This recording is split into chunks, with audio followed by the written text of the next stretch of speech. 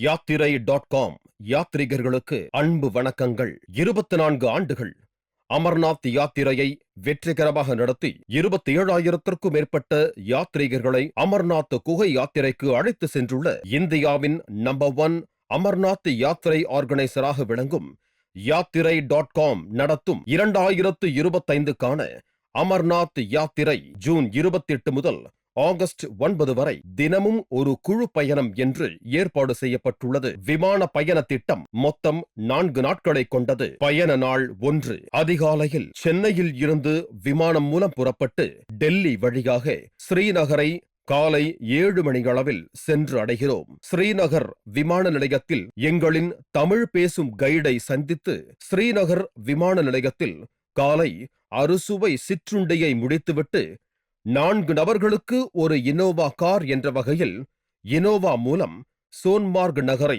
நோக்கி புறப்படுகிறோம்.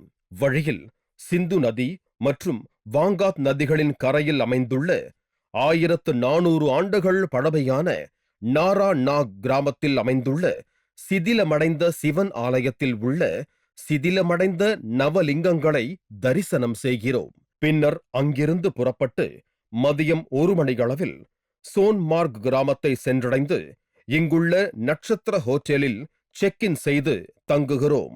மதியம் 2 மணியளவில் மதிய உணவை முடித்துவிட்டு சோன்மார்கில் இருந்து கார் மூலம் புறப்பட்டு 4 கிலோமீட்டர் பயணம் செய்து நீல்கிரீத் ஹெலிகாப்டர் தளத்திற்கு சென்று உங்களின் ஹெலிகாப்டர் டிக்கெட் மற்றும் ஆதார் கார்டு ஆகியவற்றை கொண்டு EKYC மற்றும் RFID கார்டு ப்ராசஸை முடித்துக்கொண்டு நீல்கிரீத் ஹெலிகாப்டர் தளத்தில் இருந்து கார் மூலமாக புறப்பட்டு இந்தியா பாகிஸ்தான் போர் நடைபெற்ற குமுரி என்ற இடத்தை சென்றடைந்து போர் வீரர்களின் நினைவு சின்னத்தை பார்வையிடுகிறோம்.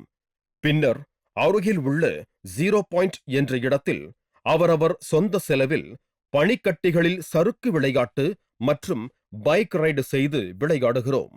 பின்னர் 0 பாயிண்டில் இருந்து கார் மூலம் புறப்பட்டு சோன்மார்க் கிராமத்திற்கு வந்தடைந்து சோன்மார்கில் உள்ள சிவன் ஆலயத்தை தரிசனம் செய்கிறோம். அன்று இரவு சோன்மார்க் ஹோட்டலில் நடைபெறும் அமர்நாத் யாத்திரை பற்றிய கலந்துரையாடல் நிகழ்ச்சியில் கலந்து கொள்கிறோம். இந்த கலந்துரையாடலுக்கு பின்னர் இரவு உணவை முடித்துவிட்டு சோன்மார்கில் உள்ள நட்சத்திர விடுதியில் இரவு தங்குகிறோம். பயண நாள் 2 அதிகாலை 4 மணியளவில் சோன்மார்கில் இருந்து கார் மூலம் புறப்பட்டு 10 நிமிட பயணத்திற்கு பின் அமர்நாத் அடிவார பகுதியான நீல்கிரீத்தை சென்றடைகிறோம். பின்னர் நீல்கிரீத் ஹெலிகாப்டர் தளத்தில் இருந்து ஹெலிகாப்டர் மூலமாக புறப்பட்டு 7 நிமிட பயணத்திற்கு பின் பஞ்சதரணியை சென்றடைகிறோம். பஞ்சதரணியில் இருந்து அவரவர் சொந்த செலவில் குதிரை அல்லது பல்லக்கு மூலம் 5 கிலோமீட்டர் பயணம் செய்து அமர்நாத் குகையை சென்றடைகிறோம். அமர்நாத் குகையில் பனிக்கட்டியாலான சிவலிங்கத்தை தரிசனம் செய்கிறோம். மேலும் 51 சக்தி பீடங்களில் முதன்மையானதும் பனிக்கட்டிகளில் அமையப்பெற்ற பார்வதி தேவி மற்றும் விநாயகரை தரிசனம் செய்கிறோம். பனிலிங்கத்தை தரிசனம் செய்த பின் சிவனால் வரம் பெற்ற 2 புறாக்களையும் தரிசனம் செய்கிறோம். அமர்நாத் ஸ்ரைன் போர்டு மூலம் வழங்கப்படும் வெள்ளி நாணயத்தை பிரசாதமாக பெற்ற பின் அங்கு குழாய் மூலமாக அமர்நாத் பனிலிங்கத்தில் இருந்து வரும் தீர்த்தத்தை நமது வாட்டர் கேன்களில் புனித நீராக பெற்ற பின் மீண்டும் அவரவர் சொந்த செலவில் குதிரை அல்லது பல்லக்கு மூலம் 5 கிலோமீட்டர் பயணம் செய்து பஞ்சதரணி ஹெலிகாப்டர் தளத்திற்கு வந்தடைகிறோம்.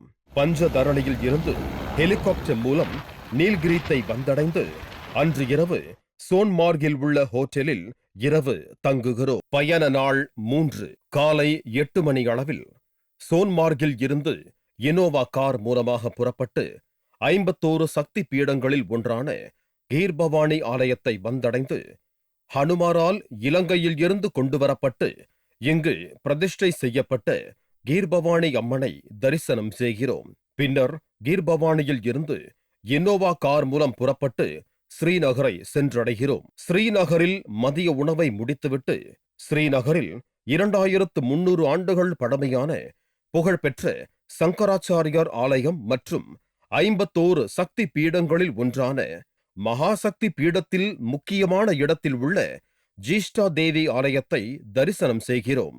பின் அன்று மாலை உலக புகழ்பெற்ற டால் ஏரியில் படகு சவாரி செய்து மகிழ்கிறோம்.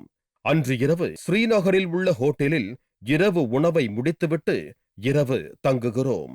பயண நாள் 4. காலை 7 மணியளவில் ஸ்ரீநகரில் உள்ள ஹோட்டலில் காலை உணவை முடித்துவிட்டு இனோவா கார் மூலம் புறப்பட்டு ஹரிபர்வத் மலையின் மீது அமைந்துள்ள சரிகா மாதா ஆலயம் என்று அழைக்கப்படும் ஸ்ரீ சக்கரேஸ்வரி தேவி ஆலயத்தை தரிசனம் செய்கிறோம்.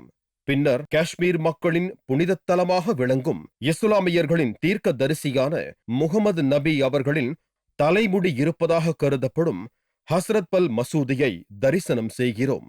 நாம் தங்கியுள்ள ஹோட்டலில் மதிய உணவை முடித்து ஹோட்டலில் இருந்து இனோவா கார் மூலம் புறப்பட்டு ஸ்ரீநகர் விமான நிலையத்தை வந்தடைகிறோம்.